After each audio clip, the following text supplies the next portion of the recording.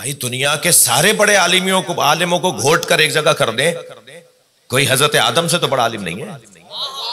انہوں نے کون سی کتاب لکھی؟ حضرت ابراہیم سے بڑا تو کوئی نبیوں کے زمانے میں کوئی عالم نہیں تھا، انہوں نے کون سی کتاب لکھی؟ بھائی اور آگے بڑھی ہے، سرکار دو جہاں نے کون سی کتاب لکھی؟ سرکار نے تو کبھی قلم ہی ہاتھ میں نہیں لیا۔ بھئی دو چیزوں کو نبی نے ہاتھ نہیں لگایا، ایک تلوار ایک قلم۔ تلوار کا ہاتھ نہ لگانا تو بنتا ہے، اس لیے کہ رحمت للعالمین کے ہاتھ میں تلوار جچتی نہیں ہے۔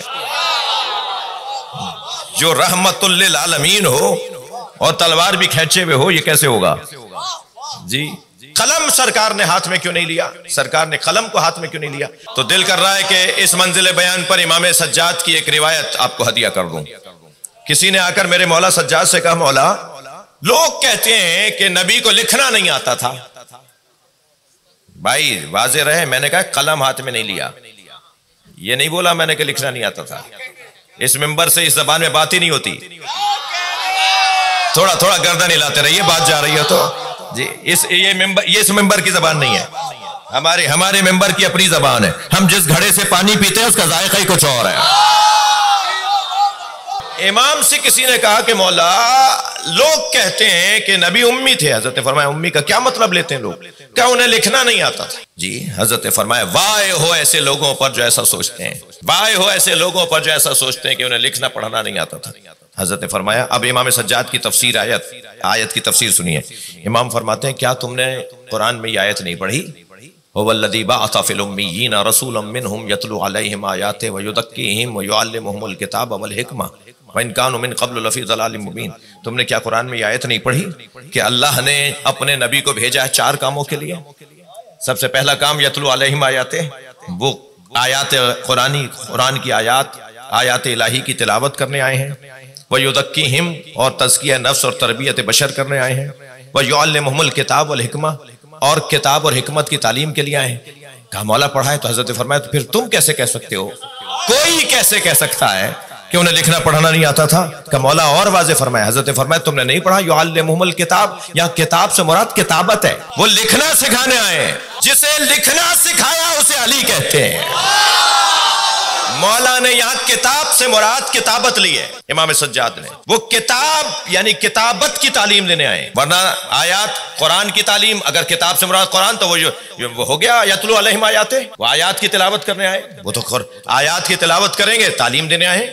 یہ تعلیم کس چیز کی دینے ہے؟ کتابت کی، لکھنا سکھانے، جو خود اللہ کا قلم ہو۔ نون والقلم وما یسطرون، قسم ہے نون قلم کی اور ان سطروں کی جو اس قلم سے لکھی جاتی ہیں۔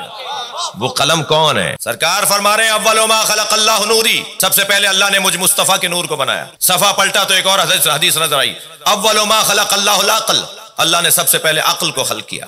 صفحہ پلٹا تو ایک اور حدیث نظر آئی، اول ما خلق اللہ القلم، اللہ نے سب سے پہلے قلم کو خلق کیا۔ بھئی ایک ایسے بیان اور ایسے موڑ پر اور ایسے بیان پر آ پہنچا ہوں کہ میرا دل کر رہا ہے کہ میں کچھ ہدیے دیتا چلا جاؤں۔ اول ما خلق اللہ نوری، اول ما خلق اللہ العقل، اول ما خلق اللہ القلم، یہ حدیث کا تضاد ہے۔ یا نور پہلے بنا، یا عقل پہلے بنی، یا قلم پہلے بنا، یہ 3 باتیں خود سرکار کیوں فرما رہے ہیں؟ یہ حدیث کا تضاد نہیں ہے، حدیث ایک کی دوسری تفسیر ہے۔ جو نور مصطفیٰ ہے وہی عقل ہے، جو عقل ہے وہی قلم ہے، لہذا سب سے پہلے اللہ نے جس قلم کو بنایا اسے محمد کہتے ہیں۔ ایک ایسی حدیث ہدیہ کرنے جا رہا ہوں جو میں نے شاید مجھے یاد نہیں آ رہا کہ میں نے کوئی 10 سالوں میں پڑھی ہو، میں آپ کو ہدیہ کرنے جا رہا ہوں۔ اول من کتب بالقلم، سب سے پہلے جس نے قلم سے لکھا وہ ادریس، وہ حضرت ادریس علیہ السلام ہے۔ حدیث سنا رہا ہوں، اول من کتب بالقلم وہو ادریس کتب بالقلم علیہ، سب سے پہلا لفظ علی لکھا۔ بھائی محنت کرو نا، فضائل لے کر آؤ نا۔ اچھا اگر ہم یہ لے لیں کہ قلم نور مصطفیٰ اور پہلی تحریر علی، جس قلم سے علی لکھا جائے وہ قلم محمد، جس سے پہلی تحریر لکھی جائے وہ علی، تو پھر یہ حدیث سمجھ میں آ جاتی ہے، انا والی من نور واحد۔ دیکھیں نا حدیثوں سے کیسے جڑ رہی ہیں، کیسے ایک حدیث دوسرے حدیث کو اور کھولتی چلی جاتی ہے، ایک دوسرے کی تفسیر کرتی نظر آتی ہے۔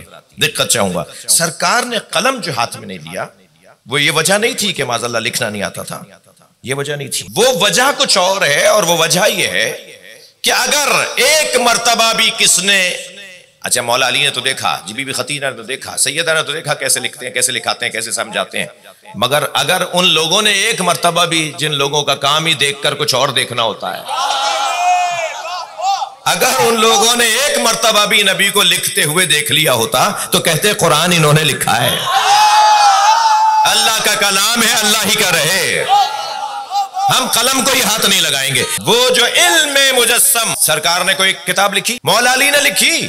نہیں، نہج البلاغہ مولا علی کی کتاب نہیں ہے، بلکہ نقن صاحب کا جملہ ہے، مجھے جس کا جو محنت ہو نا اسی کے نام سے پڑھنی چاہیے۔ نقن صاحب کا بڑا حسین جملہ ہے، فرماتے ہیں نہج البلاغہ علم علی کا نام نہیں ہے، کشکول سید رضی کا نام ہے۔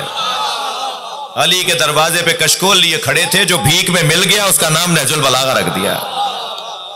جی جی، مولا علی نے کوئی کتاب نہیں لکھی، امام حسن نے، امام حسین نے، امام سجاد نے۔ یہ دعاؤں کا مجموعہ صحیفہ سجادیہ، یہ حضرت عبداللہ ابن علی اور حضرت زید ابن علی، زید شہید، زیدی سادات کے مورث اعلیٰ، انہیں امام سجاد نے املا کروائی تھی، لکھوایا حضرت نے خود، پہلے اللہ کی بارگاہ میں مناجات کی اور پھر فرمایا کہ لکھو، اور پھر انہوں نے اپنے شاگردوں کو لکھوائی، پھر انہوں نے اپنے شاگردوں کو لکھوائی، اور پھر ان فلان ہوتے ہوتے ان زید ابن علی، ان علی ابن الحسین، یہ ان دعاؤں کی سند ہے۔ جی ممکن ہے کسی کالج یونیورسٹی میں، کسی ادارے میں آپ سے کوئی پوچھ لے کہ جی صحیفہ سجادیہ کی سند کیا ہے۔